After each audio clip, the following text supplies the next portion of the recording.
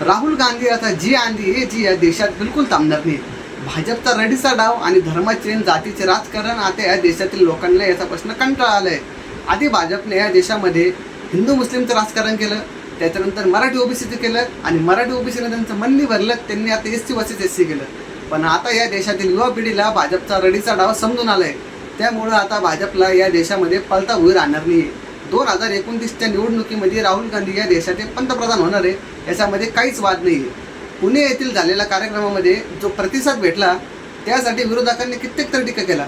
30,000 दिले, 35,000 दिले, 50,000 दिले, असे काहीतरी बिनबुडाचे आरोप त्यांच्यावर करण्यात आले.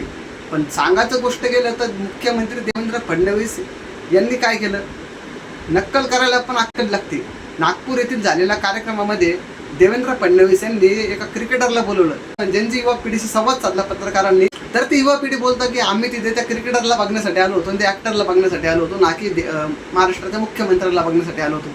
याच्यात मुख्यमंत्री देवेंद्र फडणवीस यांनी समजून घेतलं पाहिजे की आता आपली लोकप्रियता कुठपर्यंत शिल्लक राहिली. भाजप सरकारनं महाराष्ट्र असो किंवा देश असो किंवा कोणताही राज्य, आता यांनी कोणावरही टीका करा किंवा कितीही टीका करायचा प्रयत्न केला तरी त्यांना आता या देशातील युवा पिढी घरचा आहेर दिल्याशिवाय राहणार नाही. आणि भाजपनं कित्येक वर्ष राहुल गांधी यांना पप्पू पप्पू म्हणण्यात घालवले, पण आज राहुल गांधी हे पप्पू नाही तर बीजेपीसाठी पप्पा म्हणून आले.